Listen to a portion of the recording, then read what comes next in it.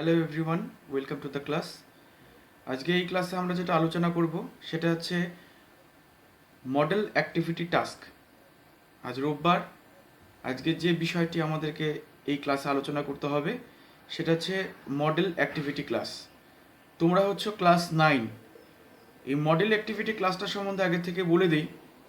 এই ক্লাসটিতে যে মডেল অ্যাক্টিভিটিটা আমরা প্র্যাকটিস করব সেটা অলরেডি আলোচনা করা হয়ে গেছে। কোথায় আলোচনা করা হয়ে গেছে? অনলাইন ক্লাস এবিপি আনন্দ, তার উদ্যোগে যে অনলাইন ক্লাসটা হয়েছিল পশ্চিমবঙ্গ সরকারের তরফ থেকে, সেখানে তো পার্টিকুলারলি স্কুলের শিক্ষকদেরকে বলা হয়েছিল যাতে তারা এই অ্যাক্টিভিটিটা করার জন্য ছাত্রদেরকে সাহায্য করে। তো তোমাদেরকে সাহায্য করার জন্যই আজকে এই ক্লাসটির স্পেশাল আয়োজন করা। প্রতি রবিবার করে আমাদের মডেল অ্যাক্টিভিটি ক্লাস হবে। তো বলে দিই, এই যে অ্যাক্টিভিটিটা আছে, তোমাদের টাস্কটা যেটা এই বন্ধের মধ্যে তোমাদেরকে বাড়িতে করতে হবে, সেটা একটা পিডিএফ ফাইল, সেটার ফরম্যাটে আমি ডাউনলোড করে জেপিজি ফরম্যাটে ডাউনলোড করেছি। সেটাকে আমি সেটাকে আমাদের যে গ্রুপটি আছে ক্লাস 9-এর, সেখানে আমি দিয়ে দেবো। তোমরা সেখান থেকে, এখন তো প্রিন্ট আউট করা সম্ভব নয়, তো বাড়িতে সেটাকে তোমরা খাতার মধ্যে তুলে নেবে। খাতার মধ্যে সেটাকে তুলে তারপরে সেটাকে সলভ করবে। এবং অবশ্যই মাথায় রাখবে, এই যে মডেল অ্যাক্টিভিটি টাস্কটি আছে, এটাকে সলভ করে যখন স্কুল খুলবে সেই সময় কিন্তু ক্লাসে জমা দিতে হবে।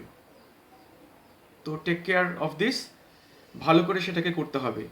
তো চলো এখন আমরা দেখে নেই সেই টাস্কটিতে কি আছে। তো এই হলো আমাদের মডেল অ্যাক্টিভিটি টাস্ক, তোমরা সবাই আশা করি দেখতে পাচ্ছ। তো এখানে যে টাস্কটি আছে সেটা পিডিএফ ফরম্যাটে দেওয়া আছে এবং সেটাকে আমরা জেপিজি ফরম্যাট করেও দেখতে পারি।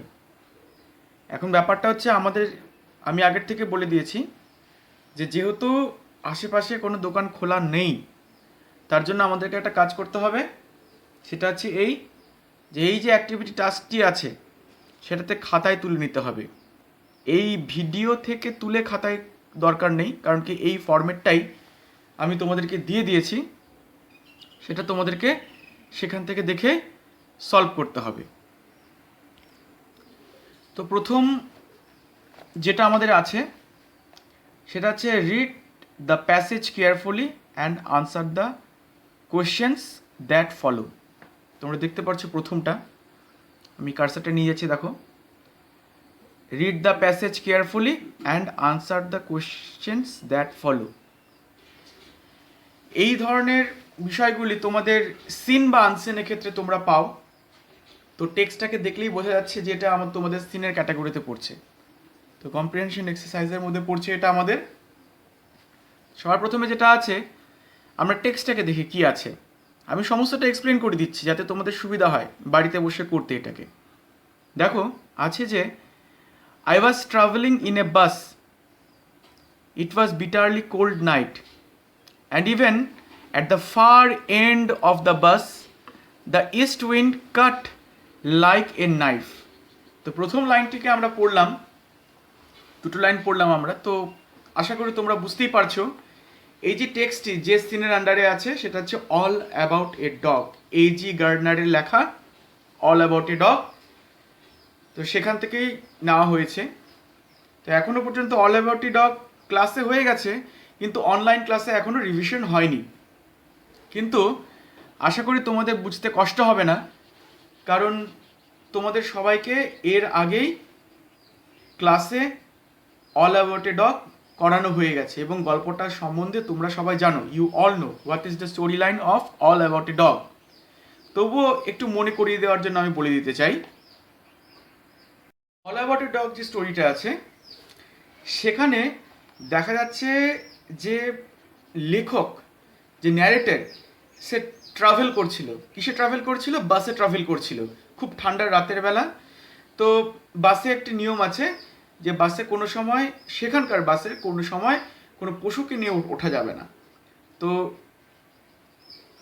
বাসটা একখানিকে দাঁড়ায়, সেখানে 3জন প্যাসেঞ্জার ওঠে, তার মধ্যে একজন পুরুষ 2জন মহিলা। একজন মহিলা কম বয়সে, তার কাছে ছিল একটা ছোট জাপানিজ পিকনিস ডগ। এবারে ওই কুকুরটাকে বাসে রাখা যাবে না, এটা নিয়ে তর্কাতর্কি শুরু হয় কন্ডাক্টরের সঙ্গে সেই মেয়েটির। তো মেয়েটি কিছুতেই বাস থেকে নামবে না বা সেটাকে নিয়ে বাসের ছাদে যাবে না, কারণ কি প্রচণ্ড ঠান্ডার রাত ছিল। কিন্তু কন্ডাক্টরের জেদাজেদিতে, টিকিট কালেক্টর যিনি ছিলেন তার জেদাজেদিতে সবাই মেয়েটার পক্ষে ছিল, কিন্তু টিকিট কালেক্টরের জেদের জন্য শেষ পর্যন্ত মেয়েটিকে সেভাবেই কষ্ট পেতে হয়। মেয়েটি একবার যখন বাসে ইঞ্জিন ট্রাবল দেখা যায়, মেয়েটি আবার নিচে নেমে আসে, কিন্তু তবুও তাকে আবার সেমভাবে জোর করে উপরে পাঠিয়ে দেওয়া হয়। খুবই নিষ্ঠুর একটা ক্যারেক্টার দেখানো হয়েছে। There is some of the rules, কিছু কিছু নিয়ম আছে যেটাকে একটু হিউম্যানিটেরিয়ান করে ব্যবহার করা যায়। এখানে রুলসের একটা পার্থক্য ছিল। তো সবার লাস্টে কন্ট্রাক্টর অন্তত লেখকের কাছে নিজেকে জাস্টিফাই করতে চেয়েছিল, কিন্তু লেখক সেই কথাগুলো শোনেনি এবং লেখক বলেছিল যে 2 ধরনের রুলস হয়, একটা life and related to life and limb, আর আরেকটা হচ্ছে যেগুলোকে অতটা বেশি হার্ড অ্যান্ড ফাস্ট নয়, যেগুলোকে একটু মানবোচিতভাবে সেই বিষয়টিকে দেখা যায়। তো এই দুটোর মধ্যে পার্থক্য বুঝিয়ে দিয়েছিল। তো আলটিমেটলি সেই যে কন্ট্রাক্টর সে সবার কাছেই ভুল প্রমাণিত হয়েছিল। তো এটা ছিল হচ্ছে স্টোরি লাইনটা। চলো এবার আমরা আবার টাস্কে চলে যাই। তাহলে এই টেক্সটে আমরা কি দেখতে পাচ্ছি একটু দেখে নিই। I was traveling in a bus. It was bitterly cold night, and even at the far end of the bus, the east wind cut like a knife. The bus stopped, and the 2 women and a man got in together and filled the vacant place. The younger woman carried a little picnic dog. The conductor came in and took their fares. Then his eye rested on the beady-eyed dog. I saw trouble coming up. This was the opportunity for which the conductor had been waiting, and he intended to make the most of it. I had marked him as the type who had a general vague grievance against passengers who had come and sat in the bus while he shivered at door. You must take the dog out, he said. I shall certainly do nothing of the kind. You can take my name and address, said the woman. She had evidently accepted the challenge and knew the reply. You must take the dog out, that's my order.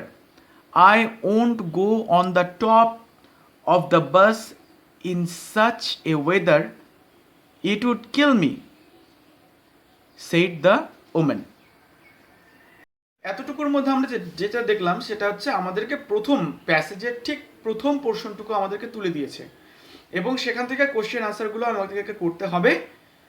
তো এখানে story লাইনটা যতটুকু তা আছে যে এখানে প্রথম স্ট্যান্ডারই এখানে ওই ওমেনের স্পিচ অবধি সে কিছুতে যাবে না, পুরো ঘটনাটার বিবৃতি, প্রথম যে ডিনাইংটা সে করেছিল যে সে যাবে না বাসের ছাদে, সেই পোর্শন অবধি আমাদেরকে টেক্সটটা এখানে দিয়েছে। তো টেক্সটটা খুবই সোজা এবং স্টোরি লাইনটাও খুবই ইন্টারেস্টিং। তো প্রথম পোর্শনটা যেটা সব থেকে ইন্টারেস্টিং পার্ট এই স্টোরিটার, অ্যাকচুয়ালি এজি গার্ডেনারের এই স্টোরিটা সমস্তটাই প্রচণ্ড ইন্টারেস্টিং। তো ফার্স্ট পোর্শনটা সেখানে কিন্তু মানে স্টোরি লাইনটার মেইন বেসিসটা ওখানে ওই জায়গাটাতেই, তো সেই পোর্শনটা তোমাদের জন্য তুলে দিয়েছে।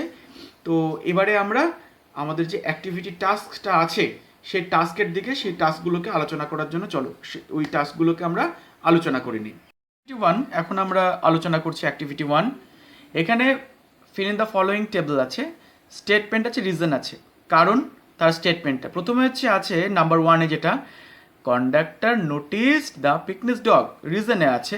এবারে স্টেটমেন্ট চাইছে, স্টেটমেন্টটা এখানে রিজনটা দিয়ে দিয়েছে, কারণটা। স্টেটমেন্টটা হবে the conductor asked the younger women to go out of the bus or go to the roof, এরকমই কিছু বলেছিল।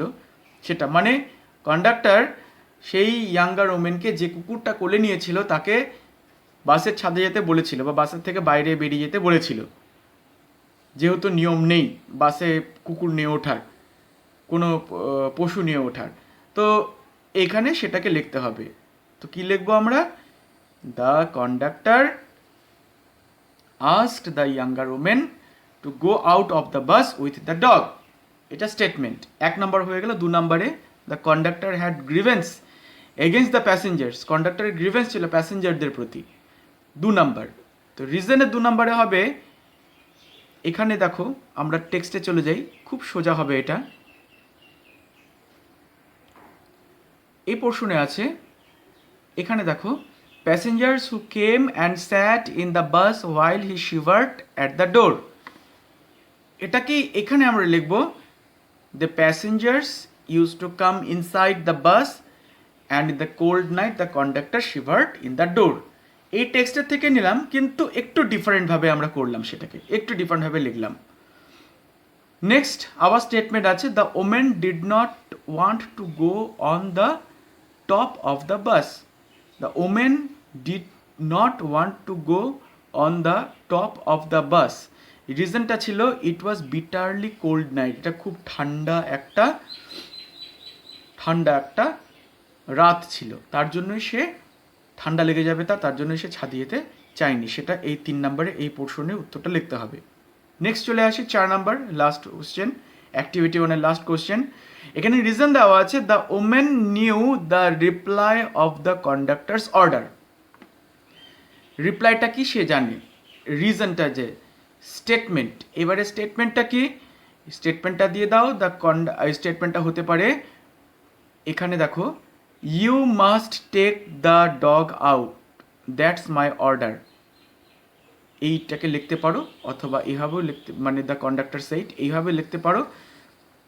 আর তা না হলে তুমি এইভাবেও লিখতে পারো এই জায়গাটাতে, the conductor asked the women to take the dog out. তো এটা আমাদের অ্যাক্টিভিটি 1, এইভাবে তোমরা করবে অ্যাক্টিভিটি 1টা। এবার অ্যাক্টিভিটি 2তে চলে যাচ্ছি। অ্যাক্টিভিটি 2তে আছে, change the mode of narration of the following sentences. Activity 2 হচ্ছে আমাদের গ্রামাটিক্যাল এক্সারসাইজ, গ্রামারের মধ্যে পড়ছে আমাদের, change the mode of narration. তো কি আছে আমাদের এখানে, ন্যারেশনটা দেখে নিই। ন্যারেশনটা দিয়েছে, the little boy said to the stranger we will not play with you. ছোট্ট বাচ্চাটা অপরিচিত মানুষকে বলছে, আমরা কিন্তু তোমার সঙ্গে খেলবো না, ছোট বাচ্চাটা বলেছে।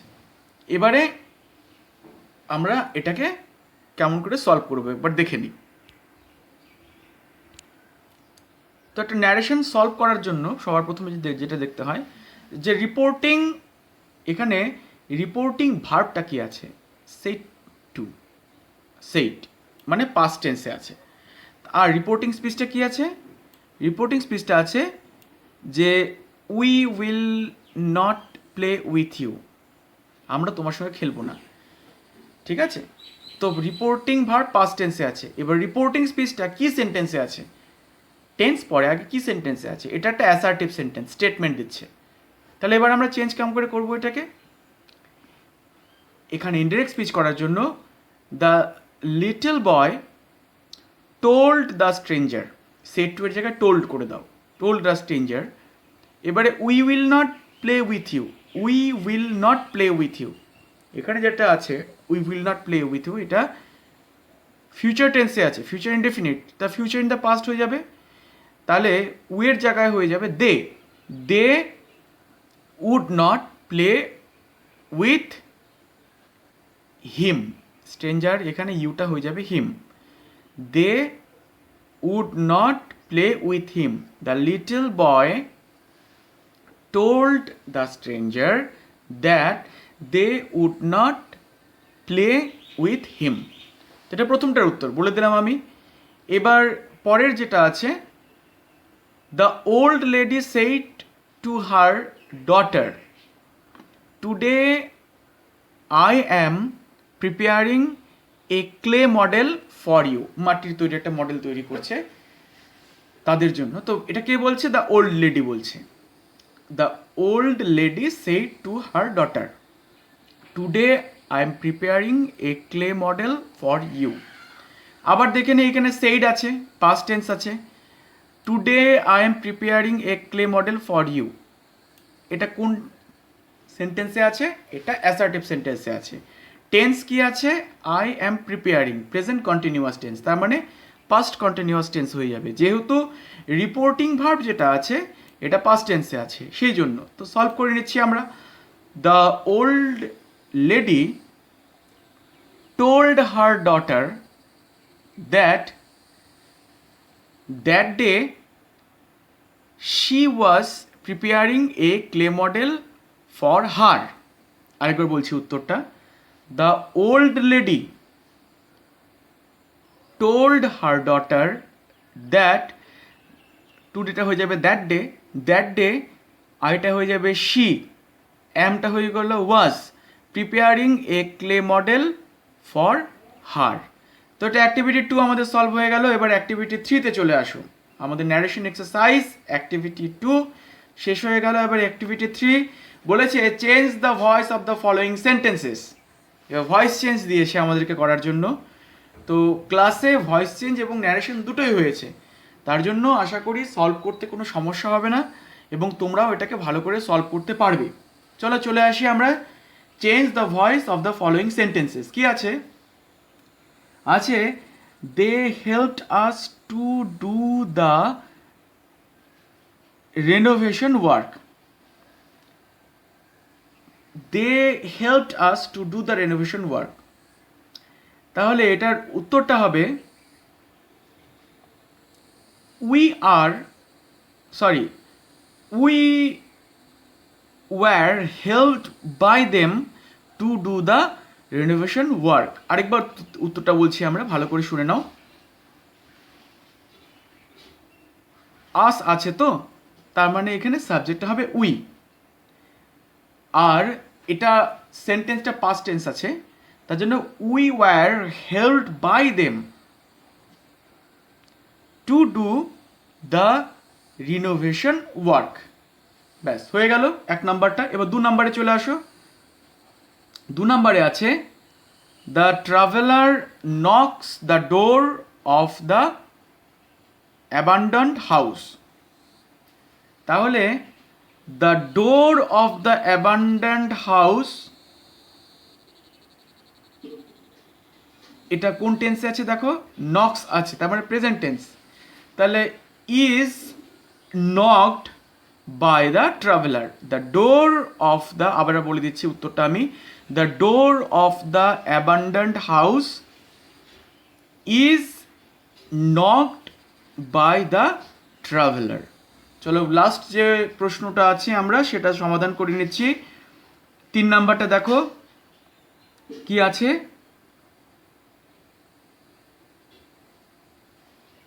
এখানে একটু প্রিন্টিং মিস্টেক আছে। The culprit confessed his guilt. এখানে কালপ্রিট আর কনফেসটার মাঝখানে একটা স্পেস থাকতো, সেটা এখানে প্রিন্টিং মিস্টেকে ওঠেনি। তো যাই হোক, প্রিন্টিং মিস্টেক হয়ে গেছে এই জায়গাটা একটা। তো আমরা বুঝতেই পারছি দ্য কালপ্রিট দোষী, কনফেসড হিজ গিল্ট স্বীকার করে নিয়েছে, তার দোষ স্বীকার করেছে, তার ভুল স্বীকার করেছে। The culprit confessed his guilt. তাহলে the culprit's guilt, his guilt আছে তো, তাহলে the culprit's guilt was confessed by him. তাহলে কি হলো? The culprit's guilt was confessed by him. প্রশ্নটা ছিল the culprit confessed his guilt, past টেন্সে আছে। তাহলে the culprit's guilt, his guilt, the culprit's guilt past tense যেহেতু, তার জন্য ওয়াজ কনফেসড বাই হিম। কারণ কি বাই হিম কেন? কালপ্রিটের দ্বারাই, দ্য কালপ্রিট এটাই সাবজেক্ট ছিল, সেটা আমাদের অবজেক্টে গিয়ে সেটা হিম করে দিলাম আমরা। তো এইভাবে আমরা সলভ করলাম। এবং এটা আরেকটা হতে পারে, সেটা হচ্ছে এখানে দেখো হিজ গিল্ট, তো তাহলে হচ্ছে his guilt was confessed by the culprit. যদি এটা লিখি তাহলে এখানে অনেকেই তোমরা ভেবে রাখতে পারো যে এটা লেখার কথা, কিন্তু এটা না লেখাই ভালো, কেননা এটা উত্তরটা অতটা পারফেক্ট হচ্ছে না।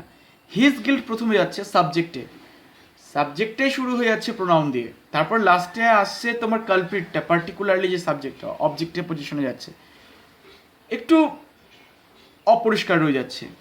তার জন্য দ্য কালপ্রিটস গিল্ট এটা দিয়ে শুরু করাটাই শ্রেয় বলে আমার মনে হয়। তো যাই হোক, তোমাদের সবাইকে আমি এই সমস্ত যে অ্যাক্টিভিটি টাস্কটা আছে সেটা সমাধান করে দিলাম। তোমরা এটাকে বাড়িতে এই বন্ধের মধ্যেই সমাধান করে রাখবে এবং স্কুল খোলার পরে এটা আমার কাছে সাবমিট করতে হবে। অ্যাক্টিভিটি টাস্ক যেটা ছিল সেটা আশা করি সবাই বুঝতে পেরেছো, আশা করি কোনো সমস্যা নেই। আর যদি কোনো সমস্যা থাকে, যদি কোনো প্রশ্ন থাকে, তাহলে এই ভিডিওটি শেষ হয়ে যাওয়ার পরে নিচে আমাদের যে গ্রুপটি আছে সেখানে তোমরা আমাকে জিজ্ঞাসা করবে, আমি অনলাইনে থাকবো। If you are having any question regarding this activity task then ask me, I shall be in online. তোমরা সবাই ভালো থেকো, তোমরা সবাই ঘরে থেকো।